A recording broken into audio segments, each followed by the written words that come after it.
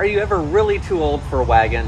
The team over at Favoyard sent over this heavy-duty collapsible wagon.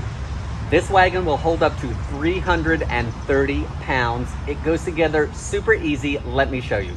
This wagon is super easy to set up. Simply take it out of the box, remove the Velcro straps, take off the bottom and place it to the side, then flip it over and put on the wheels. The square pegs go in the square holes and the round pegs go in the round holes.